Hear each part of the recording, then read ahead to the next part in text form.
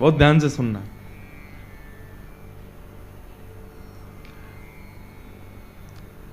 राधा रानी के गोलोक धाम में एक मणि का पिंजरा है। उस मणि के पिंजरे में एक सुख पक्षी रहता है जो कि सुखदेव जी ही हैं। ये सुखदेव जी के जन्म से पूर्व की कथा है।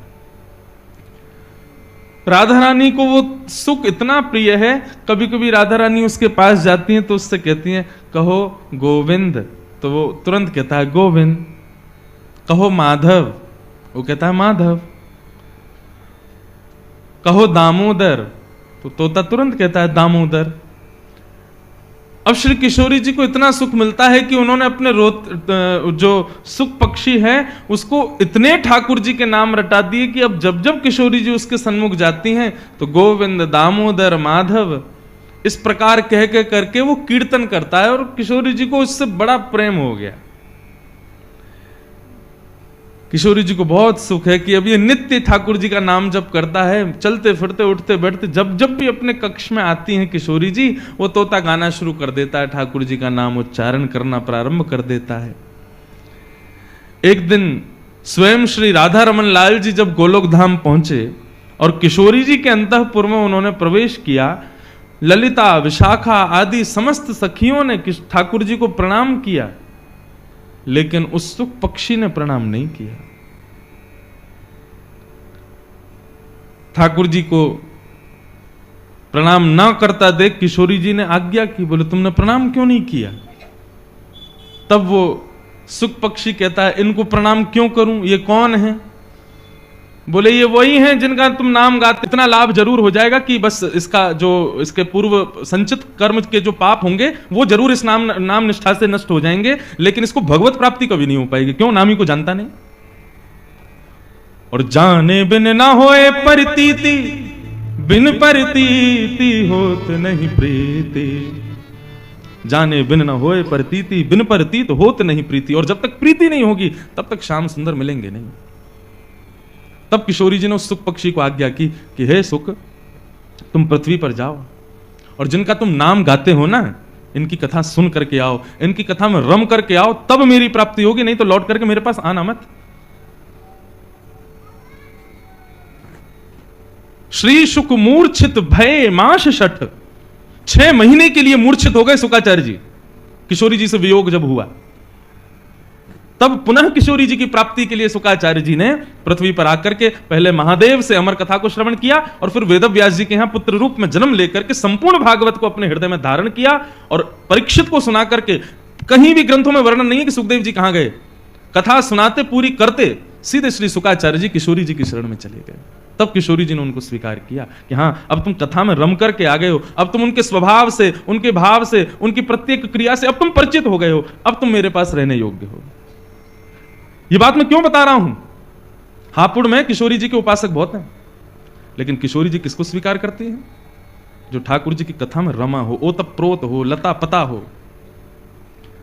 आप किशोरी जी का नाम गुणगान खूब करो, लेकिन जिस नाम को आपने गाया उस नामी के यदि उस स्वभाव से आप परिचित नहीं हो तो किशोरी जी को वो नाम प्रिय नहीं लगेगा। आपके मुख से नाम गान में सुख ही उनको तभी आएगा जब कथा में रम। मैं कोई अपनी कथा, मैं तो आज जा रहा हूं कथा करके, लेकिन आप लोगों से निवेदन करके जा रहा हूं, कथा साधारण नहीं है बंधुओं।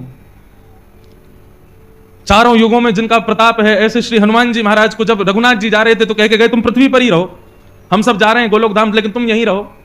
हनुमान जी बोले मैं नहीं रह पाऊंगा पृथ्वी पर। तब राम जी बोले अच्छा एक काम करें, तुमको हम एक वरदान देके जाते हैं। बोले क्या? बोले यत्र यत्र रघुनाथ कीर्तनम तत्र तत्र कृतमस्तकांजलिम बाष्पवारी परिपूर्ण लोचनम मारुतिम नमत राक्षसांतकम। जहां जहां मेरी कथा होगी तुम मुझसे प्रार्थना करोगे तो उस कथा में तुमको थोड़े क्षण के लिए जाने की मैं आज्ञा दे दूंगा, तुमको कथा यहां प्राप्त होगी पृथ्वी पर। तब हनुमान जी बोले फिर तो मुझे गोलोक धाम नहीं जाना, तब तो मैं यहीं रहूंगा ताकि मुझे कथा मिलती रहे। ऐसे श्री हनुमंत लाल कथा के रसिक हैं, इसलिए रघुनाथ जी के प्रिय हैं। ठीक वैसे ही हम ब्रजवासी हों चाहे ब्रजरज उपासी हों, लेकिन कथा में यदि हमारी रति नहीं है, कथा में यदि हमारी प्रीति नहीं है, ठाकुर जी स्वीकार नहीं करेंगे। और ठाकुर जी कर भी लेंगे, किशोरी जी नहीं करेंगी। हमारे माई श्यामा जो को राज, हमारे माई श्यामा जो को राज। ये गा उठोगे आप जब कथा में रम जाओगे ना, कथा रोम रोम में प्रकट हो जाएगी। कथा सुनने में रति, सत्संग सुनने में, ठाकुर जी की मधुर चर्चा सुनने में जब रस आने लगेगा ना, तब इस पद को गाने का अधिकार प्राप्त होगा। तब समझना कि हां, अब किशोरी जी ने अपना वरदहस्त रखा है। नाम में निष्ठा है, धाम में निष्ठा है, प्रसाद में निष्ठा है, लेकिन कथा में निष्ठा नहीं है, तो आप इस पद के गाने के अधिकारी नहीं हो, क्योंकि आप पे ठाकुर जी की कृपा होगी, किशोरी जी की नहीं है। किशोरी जी की कृपा तो तब होती है जब ठाकुर जी की चर्चा सुनने में नेत्र सजल हो जाएं। वाष्पवारी परिपूर्ण लोचनम, इसका अर्थ क्या है? हनुमंत लाल जब कथा में आते हैं ना, तो उनके नेत्र आंसुओं से भरे रहते हैं। मारुतिम नमत राक्षसांतकम। कथा में रति होना किशोरी जी की कृपा का पूर्ण फल है। एक बाबा थे हमारे मथुरा में, नाम में बड़ी निष्ठा थी उनकी, नाम में और कथा में, दो चीजों में निष्ठा थी। इसके अतिरिक्त और कोई, उनसे कोई कहता बाबा बिहारी जी चलो, बोले तुम जाओ। क्यों बाबा आप क्यों नहीं जाओगे? बोले मेरे कमरा में बैठे हैं, चित्रपट के रूप में ठाकुर जी बैठे हैं, ये बिहारी जी से कम है, मैं इनको ही प्रणाम कर लूं, और बाकी मेरी निष्ठा तो नाम में है, मैं अपने अंतः हृदय में ठाकुर जी को प्रकट करके उनको खूब सेवा कर लूं, बाकी समय मिले तो कथा सुन लूं, बस मैं इतना ही कर सकूं, या से अतिरिक्त मेरी सेवा है ना पा रही। लेकिन कभी कभी आपकी कथा की रति से ठाकुर जी प्रसन्न होकर के अन्य निष्ठाएं ठाकुर जी प्रकट करवाते हैं। जैसे दर्शन में बहुत निष्ठा है आपकी, कि बिहारी जी का दर्शन, राधा रमन जी का दर्शन, राधा वल्लभ जी का दर्शन, लेकिन ठाकुर जी के नाम जप में उतनी निष्ठा नहीं है। कई लोग होते हैं, वो कहते हैं महाराज जी हम माला जपने जैसी बैठते हैं तो नींद आने लगती है, ठाकुर जी का नाम जप जैसी करने बैठते हैं मन विचलित होता है, भागता है इधर उधर। कभी कभी निष्ठाएं ठाकुर जी प्रकट करते हैं आपकी प्रथम निष्ठा से प्रसन्न होकर के। तो ऐसे हमारे मथुरा के एक महात्मा थे, उनकी नाम में बड़ी निष्ठा थी, कथा में निष्ठा थी, लेकिन ठाकुर जी के दर्शन में इतनी निष्ठा नहीं थी, सेवा में इतनी निष्ठा नहीं थी। नाम जप करते थे और 24 घंटे में से कम 20 घंटे नाम जप करते थे। भिक्षा मांगने के लिए जाते थे ब्रजवासियों के घर, और जो मधुकरी प्राप्त होती थी उसी को पाकर के अपना निर्वहन करते थे। एक मैया के यहां वो जाते थे, माताएं बहुत शांति का परिचय दें, जो पीछे आ रही हैं या बैठ रही, बिल्कुल शांति से विराजो, बस 2-3 घंटा की परेशानी हो रहा है, सहन कर लो, फिर तो जैसी आराम। तो वो महात्मा मधुकरी पाते थे। अच्छा, वृंदावन की ध्यान निष्ठा का एक रूप बताऊं, आप लोग सब वृंदावन उपासी हो, वृंदावन जाते हो। अन्य स्थानों में ध्यान के लिए बहुत कुछ करना पड़ता है, आसन लगाओ, शुद्धता का ध्यान रखो, एकांत में बैठो, तब चित्त बंद करोगे, नेत्र बंद करके चित्त में स्मरण करोगे, तब ठाकुर जी प्रकट होंगे। लेकिन वृंदावन में यदि ठाकुर जी का ध्यान करना है तो एक ही काम करना, किसी ब्रजवासी के यहां जाकर के अंजलि फैला करके थोड़ी सी मधुकरी मांग लेना, और उस मधुकरी को, शीत प्रसादी को पाकर के श्री यमुना जल को माथे से लगा करके, ब्रजरज को अपने 12 अंग में लेप करके श्री यमुना जी के तट पर ही नेत्र बंद करके बैठ जाना, तत्क्षण श्यामा श्याम हृदय में प्रकट हो जाएंगे। हमारे श्रीधाम वृंदावन में ध्यान की विधि प्रारंभ होती है ब्रजवासियों के यहां की शीत प्रसादी पाने से। अरे जिन ब्रजवासी के यहां पर ब्रह्म परमात्मा भी मांग तो डोले, बिन बुलाए घुस जाए घर में, चोरी करके खा जाए, जिन ब्रजवासी के यहां थे उन ब्रजवासी के यहां जाकर के अंजलि फैला करके मांग भी लोगे ना, तो आपके अंदर का अहम नष्ट होगा, और अहम नष्ट होते ही श्यामा श्याम प्रकट हो जाएंगे। आज तक खूब भारतीय ब्रजवासी और बड़े बड़े रेस्टोरेंटों पर भोजन किया, अब की बार मेरे कहे से, नहीं तो मेरे घर ही आ जाइयो। हाँ, मैं भले ही ना भी मिलूं तो घर पे आके बस हमारी माता जी या जो भी मिले उनसे ही कह दियो, बोले महाराज जी कथा में कह के गए, यूं नहीं थाली लगा के मांगो, थाली लगा के ले आओ, भीतर से 5-6 रोटी और सब्जी नहीं, अंजलि फैलाओ, जितनो या में आ जाए उतनो दो। आज भी हमारे ब्रज के संत कैसे प्रसाद पाते हैं? बोले रोटी भी पूरी मत दियो, आधी दियो, वही पन एक चावल, वही पन एक सब्जी, वही पन एक दही, वही पन एक मक्खन, नेक बूरो, और वही को सबको पा करके मधुकरी पाके नेत्र बंद करके, हाथ मुंह धो के नेत्र बंद करके, जैसे ही महात्मा बैठे उनको ध्यान समाधि लग जाए महाराज।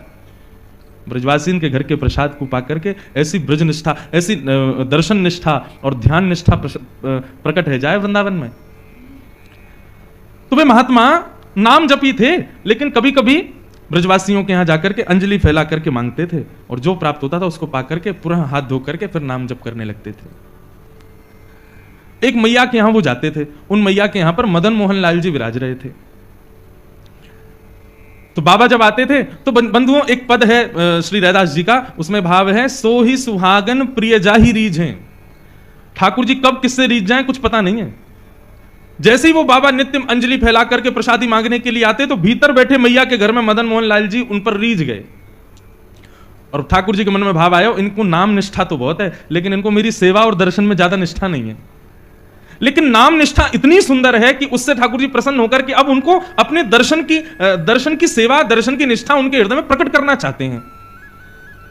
तो ठाकुर जी ने क्या किया, वो मैया रात्रि में जैसे ही ठाकुर जी को शयन करा करके सोई तो ठाकुर जी स्वप्न में प्रकट हो गए और मैया से बोले, मैया तेरे यहां वो जो बाबा आवे ना मधुकरी मांगवे, बोले हाँ, कल को जब वो भिक्षा मांगवे आवे ना तो तू मोए जाके दे दियो बाकी गोद में। मैया तो रोने लगी, बोले क्यों, मेरी सेवा में कोई कमी जो आप बाबा के पास जाना चाहो? बोले ना मैया, आपकी सेवा से मैं बड़ा प्रसन्न हूं, लेकिन अब आप थोड़े दिन की और रह गई हो, कछु दिना में आप चली जाओगी, फिर मेरी सेवा कौन करेगा? या हमारे मैं तो अपनी व्यवस्था कर रहा हूं, वह बाबा को जाके मुंह को कल दे दी हूं, अब मैं वही के पास रहूंगा।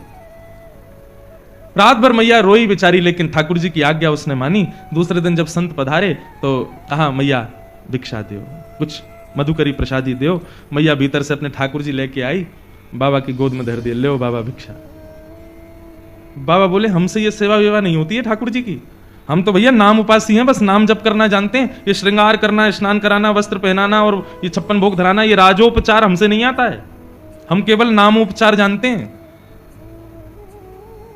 आप ठाकुर जी से पुनः निवेदन कर दो, छोटी सी कुटिया में रहता हूं मैं, यहां पे 8 बार भोग लगता होगा, मेरे यहां तो कोई प्रसादी की भी व्यवस्था नहीं है, इनको भूख बहुत लगती है, मैं इनको भोजन नहीं करा पाऊंगा।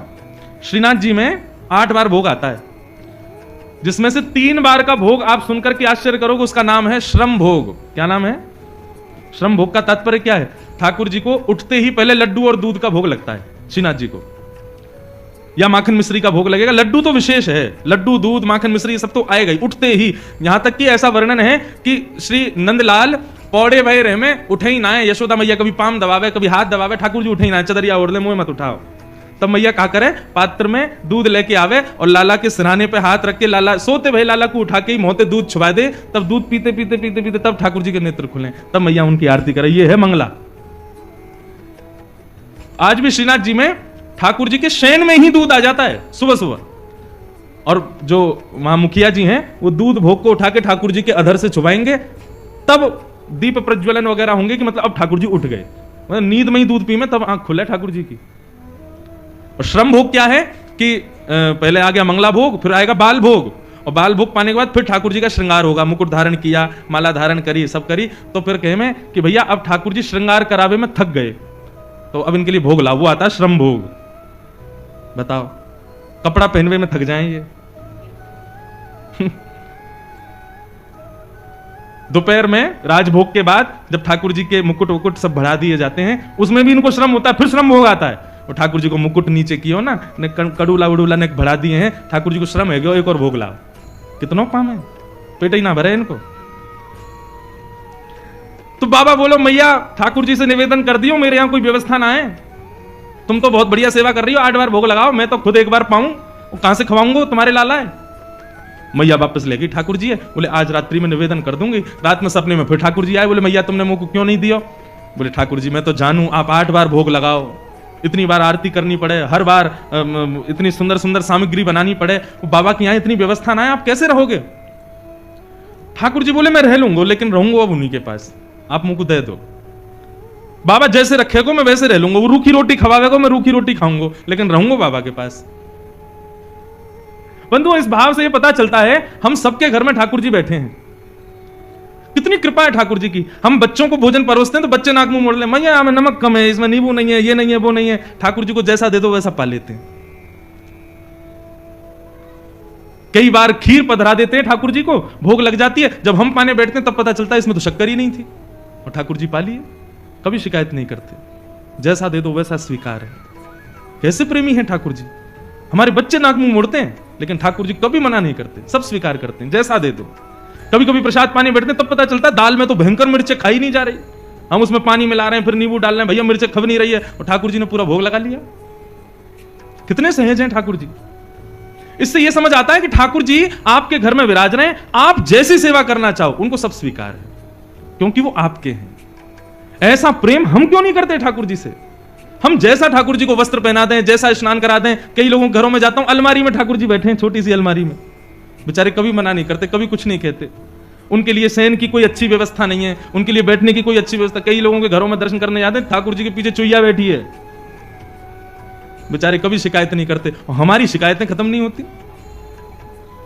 आप ऐसा क्यों नहीं कर रहे हो, हे नाथ हमारे जीवन में इतने कष्ट क्यों, ऐसा क्यों वैसा क्यों। सदैव हम ठाकुर जी शिकायत ही करते रहते हैं, लेकिन ठाकुर जी कभी नहीं करते। मुझे तो कभी कभी पता है क्या लगता है, ये जो हमारे घर में ठाकुर जी बैठे हैं ना, आप जैसी वस्तु दोगे सब स्वीकार कर लेंगे, कभी शिकायत नहीं करेंगे। क्यों? जब मृत्यु के बाद हम जाएंगे ना ठाकुर जी के पास और जाकर कहेंगे ठाकुर जी आपने हमारे जीवन में बहुत कष्ट दिए, बहुत विपदाएं दी, बहुत ये दिया, ठाकुर जी बोले तेरी लिस्ट खत्म हो जाए फिर मेरे को देना, मैं लिस्ट निकालूंगा अपनी। वादना चुईया बैठी मेरे सिर पर, कचू कही मैंने, तेने दाल में मिर्च ज्यादा डाली, कचू कही मैंने, वहां नमक कम आओ, बिल्कुल शक्कर नहीं डालो खीर में, तेने ऐसी खा लियो मैंने, कचू कही मैंने। एक दिन जली भई रोटी मुंह को दे दी तेने, मैंने कचू कही, प्रेम से पाए हो ना। तुम सबरो परिवार 3 दिन के लिए ब्याह में चले गए, मुंह को घर में छोड़ गए अकेले, कचू कही मैंने। तो फिर मुझसे शिकायत क्यों? तो कभी कोई मुझे लगता है घर में जो ठाकुर जी बैठे ना, ये सब हिसाब बराबर करने के लिए बैठे हैं, ताकि तुम कोई शिकायत ना कर पाओ उनसे। तो मैया ने बाबा से कही, बाबा वो ठाकुर जी, बाबा के यहां कोई व्यवस्था नहीं है।